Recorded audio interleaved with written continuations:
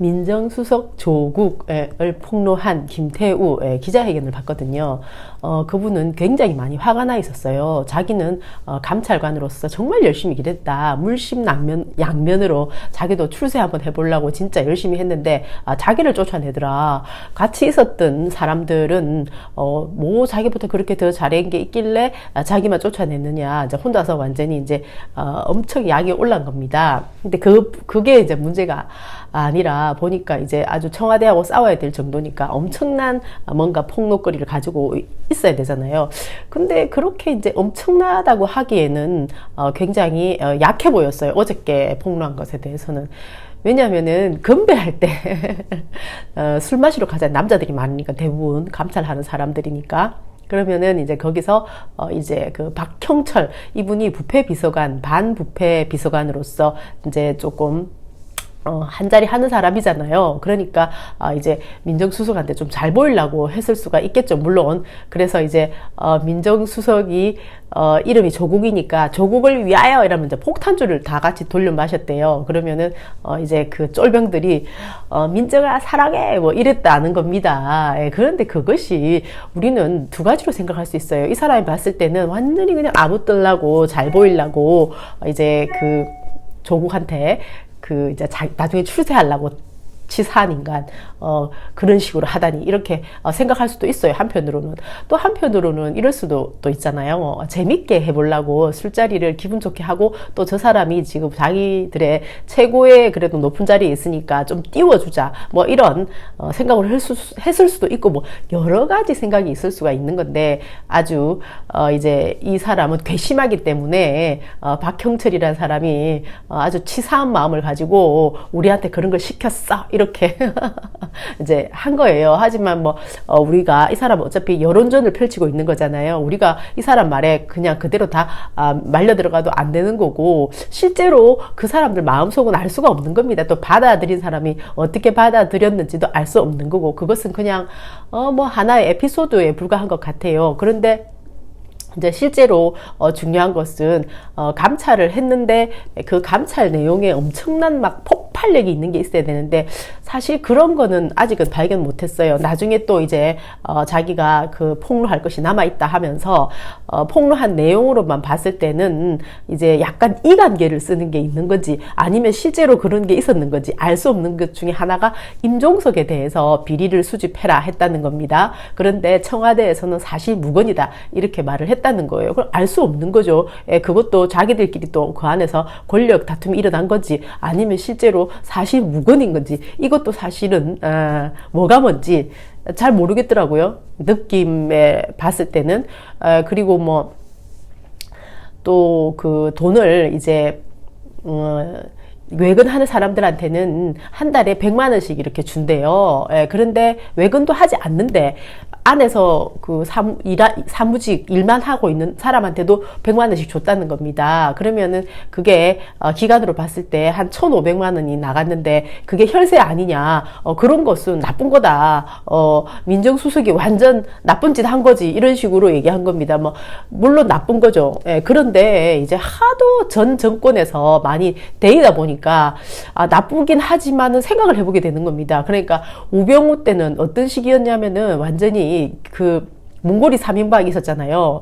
문고리 3인방들이 전부 다 핸드폰을 갖다가 그 대포폰을 쓰고 있었는 거예요. 그래가지고 이제 바깥으로 절대로 얘기가 못 새나가게 하고, 또 뜻값도 어마어마한 천문학적인 돈을 뜻값으로 준 겁니다. 그래서 거기서는 내가 볼 때 돈이 정말 흔했던 것 같아요. 그냥 이렇게 부패한 돈들이. 그리고 그때 그 당시에 수첩에 맨날 적었던 김종범, 그 사람이 폭로했던 내용들도 보면 완전히 그 안에서 일어났던 회의가 범죄 회의였지 않습니까? 뭐 그런 일들을 하도 겪어서 그런지 월 100만 원 해가지고 한 1,500만 원을 그 사람한테 줬다. 뭐 민정수석이 1,500만 원 뒤에서 꿀꺽했다. 뭐 이게 아니고 하니까 충격적으로 와닿진 않더라고요. 그 전에 사건 때문에, 그 전에 사건의 효과 때문에 그런 것도 있는 것 같아요. 그리고 또 뭐 한 가지는 송영길 의원 일인데요. 그 사람이 이제 북한의 뭐 모래 사업이 어쩌고 저쩌고 하는데 그때 좀 관여가 돼 있다. 그래서 자기가 감찰을 했었다. 뭐 그렇게 얘기하는데 구체적인 내용이 없으니까 그것도 이제 특별히 와닿는 게 없었어요. 그래서 또 하나 인사검증이 실패했다면서 막 거품 무는 게 있는데 이제 음주운전을 2번을 한 사람이 있는데 그 사람이 그런 위험한 일을 했음에도 불구하고 안 잘라내고 그냥 그대로 강행했다. 정말 나쁜 사람이야. 이렇게 또 얘기하더라고요. 그래서 그 전에 그 범죄를 저지르고 막 이런 사건이 있었던 그런 사람들을 막 그대로 쓰고 이런 게 너무 많았잖아요. 박근혜 때. 그 최경환이도 그렇고 맨날 뒤에서 돈에 먹는 냄새가 풀풀풀 났잖아요. 그런데 너무 사실은 완전히 충격적인 그런데 큰 일을 당하다 보니까 이렇게 뭐 범죄 행위가 또 아니고 하다 보니까 이것이 그렇게 이 사람이 완전히 펄펄펄 흥분할 내용인가 하는 뭐 그 정도 생각은 해봤어요. 물론 안 좋은 거 맞죠. 안 하기로 했으면 안 해야 되는 거예요. 하지만 이게 전 정권하고 비교했을 때는 아직까지 드러난 것으로 너무 작다는 생각이 들어요. 근데 이 사람이 딱 따끔한 말은 한마디 하더라고요. 자기를 딱 찍어내기 시작하니까 자기가 크게 잘못한 게 없는데도 그 잘못을 찾아내기 위해서 온갖 방법을 다 쓰더라. 그 중에 하나가 이제 핸드폰을 자기들 옛날에는 대포폰 썼는데 지금은 이제 그래도 뭐 대포폰은 안 쓰고 핸드폰을 쓰는 거예요. 어쨌든 그래서 자기를 찍어내기 시작하니까 자기한테 허락도 받지 않고 불법이라는 거예요. 그게 디지털 포렌식을 통해서 자기가 골프 치러 간 것을 찾아내가지고 그것을 범죄로 삼아가지고 자기를 쫓아내는데 쓰더라. 그런데 그때 그 당시에 골프 치러 간 사람은 자기 혼자가 간 게 아니고 이제 물론 근무 시간에 간 거지만 3명이 갔다. 그런데 다른 사람은 놔두고 자기만 쫓아내더라. 그것은 불공평한 거고 또 불법이 아니냐 이렇게 이제 나오는 겁니다. 그런데 이것도 이제 이 사람 말 하나만 들어가지고는 뭐 완전히 그냥 민정수석이 막 어마어마하게 막 잘못했다 이렇게 생각하기에는 조금 안 맞는 것 같아요. 이 사람이 자기가 쫓겨났기 때문에 굉장히 감정적인 거잖아요. 그리고 우리는 또 이렇게 생각할 수가 있잖아요. 어쨌든 간에 자기가 잘못한 것도 사실이잖아요. 그 일하는 근무 시간에 사람들하고 조 맞춰서 골프 치러 간 거는 잘못한 게 사실이다 보니까 이 사람이 흥분해가지고 막 그냥 떠들어대는 얘기가 완전히 이렇게 흡수가 안 되는 겁니다. 건강한 생각을 가지고 있는 사람들은 다 내하고 좀 비슷했을 것 같아요. 어쨌든 자유당을 지지하는 사람들은 맞다 하면서 막 이 사람 너무너무 용감하다 하면서 막 난리더라고요. 이 사람이 근무 시간에 일 안 하고 골프 치러 간 것은 잘못한 거잖아요. 거기에 대해서는 이제 다른 사람도 잘못했는데 왜 내만 갖고 그래 이렇게 얘기하는 겁니다. 그런데 이것은 이 사람이 가지고 있는 사고방식 중에 하나를 얘기하는 거죠. 내가 잘못하긴 잘못했다 이게 아니고 왜 나만 갖고 그래 이렇게 얘기하니까 다른 많은 얘기를 쏟아냈지만 그것도 역시 자기 입장에서만 얘기했을 수도 있고 또 뭐 아닐 수도 있고 알 수가 없어요. 근데 민정수석실에서 완전히 무슨 어마어마한 옛날에 우병우 사건이나 김기춘 사건처럼 그런 부정부패가 완전히 진짜 만연하고 나라가 완전히 진짜 막 위태로운 이런 상황하고는 조금 거리가 좀 멀어 보였다. 어저께 본 방송으로는 저는 그랬어요. 그리고 어쨌든 이 사람이 했던 말 중에 하나는 딱 와닿는 건 하나 있었어요. 이제 이 안에 지금 현재 청와대 안에서 자기 편이라고 생각되는 사람한테는 너무나 관대하대요. 뭐 일을 잘못해도. 그런데 저 사람이 내 편이 아니군 했을 때는 수단과 방법을 안 가리고 찍어낸다. 이런 말을 하더라고요. 그게 평소 때 이제 지금 현재 이런 노무현 뭐 문재인 문빠 노빠 막 이래가지고 안 좋은 면을 부각시킬 때 특히 드러나는 그런 거잖아요. 그런데 요즘에는 또 이제 오히려 자한당하고 이렇게 싸우고 있다 보니까 자한당이 하도 악질들이 많잖아요, 그 안에. 그러다 보니까 이 부패가 너무 큰 사람들과 이렇게 싸우다 보니까 이제 그런 게 좀 작아 보이긴 하는 거예요, 오히려. 하지만은 서영교 이분 같은 경우에는 틀림없이 해서는 안 되는 일을 한 건 맞는데, 자한당에는 워낙 그동안에 관행으로 해가지고 자기들이 오랫동안 정권을 잡았잖아요. 그때 늘 해먹던 어떤 그런 자기들의 습관 같은 거였어요. 그래 놓으니까 서영교한테도 함부로 말도 못하는 겁니다. 그래갖고 서로 간에 그냥 뭐 그럴 수 있다는 식으로 넘어가는 분위기? 그래요, 오히려. 재판 그래라 해가지고 양승태를 몰아내려면은 국회의원들부터 똑바로 해야 되는데, 거기에 대해서는 서로 간에 조금 눈 감아주는 분위기로 가고, 오히려 이제 손혜원한테 완전히 그냥 모든 혐의를 다 뒤집어 씌워가지고 이걸 갖고 뭐 국정감사를 하자 이런 식으로 나오고 있는 거예요. 예. 근데 완전히 뉴스를 키우려면 끝도 한도 없는 거잖아요. 그러니까 이제 손혜원 이분은 이제 자기가 살 방법으로 또 하나를 치고 나온 거예요. 그게 이제 기자회견을 한 건데, 빙산이 아니죠. 빙상. 여기 비리가 자기가 그동안에 2년 동안 이것을 추적해 왔다. 그러니까 노하우가 있기 때문에 이것을 터뜨리는 것에 있어서도 이제 요 사건이 맞물리긴 했지만은 또 부자연스럽진 않은 거죠. 그리고 청문회 할 때도 그걸 가지고 막 그냥 비토를 했었기 때문에 굉장히 자연스러운 현상으로 보이긴 했었어요. 또 다행스럽게도. 어쨌든 그게 부자연스러우면 또 너무 이상하지 않습니까?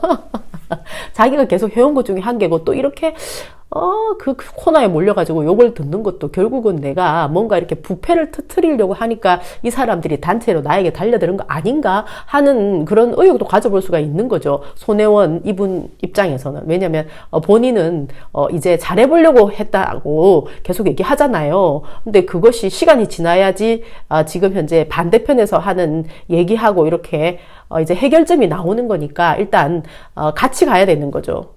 두 가지가 다 같이 가야 된다는 생각을 해요. 어쨌든 저는 정의의 편이기 때문에 이제 잘 해결되기를 바라기 때문에 잘 지켜보겠다, 뭐 그런 입장이에요. 그리고 이제 지금 이 빙산 이게 굉장히 중요하거든요, 진짜로. 그래서 손혜원 의원이 기자회견한 거는 나는 너무너무 짱이다, 이렇게 생각을 해요. 젊은 빙상인들이 지금 이제 연대를 했어요. 너무나 이제 의혹이 많은데 그동안에 힘을 받지를 못했어요. 그렇기 때문에 이런 거는 법안을 만들고 하는 국회의원이 나와가지고 얘기를 해주면은 큰 힘이 실리는 거죠. 그러니까 어떻게 보면은 연맹과 손혜원 의원과 빙산에 있는 이런 젊은 연대가 같이 이제 싸움을 하게 되는 거잖아요.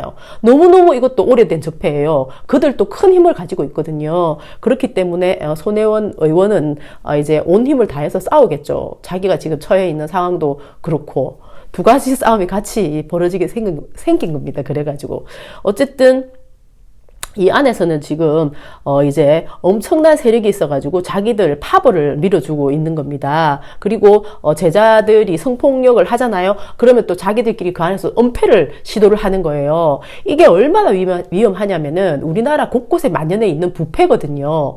예, 속이는 문화예요. 이게 문화가 돼버리는 거예요. 속이는 게 성과라는 것 때문에. 이익만 되면 된다, 이렇게 해가지고 그 사람들은 이익에 모든 그 초점을 맞추고 있지만은 우리 국민 일반 사람들은 병이 들거든요. 그렇게 하면은 속이는 게 뭐 저래도 되는갑다, 뭐 이런 식으로 다 생각을 해버리는 거예요. 어릴 때부터 청소년, 나중에 뭐 성년, 그죠? 그렇게 삶이 진행이 되면 삶이 그냥 전부 전반이 다 썩어가지고 돌아가는 겁니다. 그렇기 때문에 이거 하나라도 바로 잡히는 게 엄청난 일이다. 전 그렇게 생각을 하거든요. 그래서, 손 의원에게 진짜 우리가 그래도, 지켜보고 동시에 또 이런 거는 힘을 실어줘야 된다, 그렇게 생각을 해요. 어쨌든, 자한당에서는 또 무조건, 이런 권력의 편이기 때문에 또 무슨 짓을 할 줄 모르죠. 어쨌든, 같이 가야 된다는 생각이 들어요. 그리고 또 박은순 이분이 뭐 도시를 갖다가 미관을 뭐 꾸미고 이런 데 관심이 좀 많다는 거는 알겠더라고요. 늘 뭐 그런 걸 공약으로 내세우곤 하잖아요. 근데 요번엔 또 이제 광화문 광장이 넓잖아요. 근데 그것을 4배로 만들겠다, 뭐 그건 좋습니다. 그런데 이수신 장군 여기 계신 이분을 이제 옮기겠다 이렇게 나오는 겁니다. 그 저는 생각을 해봤어요. 4배로 하는데 왜 이수신 장군하고 세종대왕 두 분을 그대로 놔두고 디자인을 할 수도 있는 거잖아요. 어떤 디자인이 나왔길래 이때까지 상징적으로 늘 있는 이 두 분을 갖다가 옮긴단 말입니까? 이 두 사람을 중심으로 해가지고 4배를 넓혀도 얼마든지 넓힐 수 있다고 저는 생각이 드는데 뭐 어떤 디자인이길래 완전히 이렇게 오랫동안 이 자리에 있고 우리가 전부 다 기억하고 있는 거잖아요. 저는 서울 올라갔을 때 그래도 뭐 서울이 사실은 공기도 안 좋고 해서 제가 좀 별로 안 좋아하거든요. 그런데 그래도 이렇게 두 분 우리나라 최고의 영웅 아닙니까? 제 마음속에도 그렇거든요. 나는 진짜 사실은 속으로 많이 놀랐어요. 야, 내가 제일 좋아하는 두 사람 역사적으로 두 사람이 세상에 저기 나란히 있으니까 막 자긍심이 막 느껴지더라고요. 그런데 또 옮긴다 하니까 기분이 살 안 좋은 겁니다. 그래서 뭔가 다시 생각을 해봐야 되지 않나. 디자인에 대해서 이 사람들이 충분히 이 두 분을 그 중심에 두고도 할 수 있을 텐데 굳이 이렇게 무리수를 두는 건 뭘까? 이때까지 이 두 분이 여기 있었던 것도 역사의 어떤 시간들인데 말이죠. 하여간 로맨틱하게 하려고 하는데 이런 너무나 거룩한 분위기가 안 어울려서 그런가요? 하여튼 알 수 없어요. 어쨌든 저는 이 두 분이 여기에 있어서 참 행복했는데 또 왜 이런 결정을 하려고 하나 별로다. 미세먼지 대한 방법은 정말 여러 가지가 많았잖아요. 근데 아무래도 제일 심각한 것은 역시 이제 차량이 아닐까 그런 생각을 해요. 물론 중국에서 넘어오는 어마어마한 양도 많지만 나라 안에서 학교마다 전부 다 그냥 차들이 옛날에는 학교가 운동장이었잖아요. 근데 지금은 어떤 학교를 가보니까 완전히 주차장으로 만들어 놨더라고요. 그러니까 선생들도 전부 다 자기들도 다 차를 타고 오다 보니까 거기에 대해서 전부 다 동의를 하는 거죠. 그러니까는 완전히 당연히 공기가 나라는 작은데 차는 많고 하다 보니까 나빠지는 거잖아요. 그러니까 여기에 대해서 이제 친환경차로 확대 보급을 하겠다. 이렇게 이제 로드맵을 제시를 한 겁니다. 그래서 초미세먼지에 대응하는 어떤 방법으로서 이것을 이제 제안을 하신 거예요.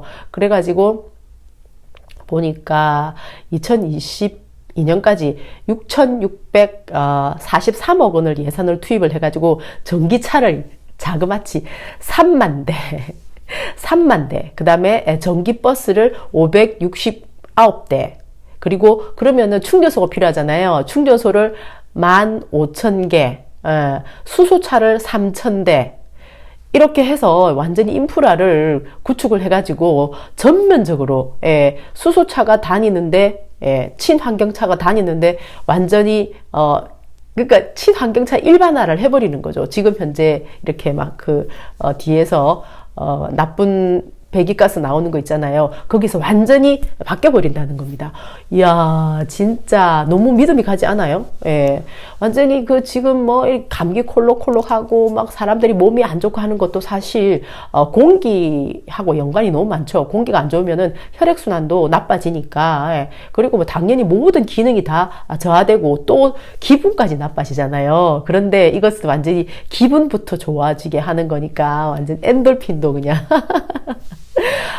진짜 너무 이게 믿음이 가는, 그리고 뭐가 이렇게 하나가 탁 던져지면은 완전히 얼마나 이 기획이 멋있게 탁 나오고 실행은 또 얼마나 빠른지, 야, 진짜 완전 너무 멋져요. 화이팅! 바이!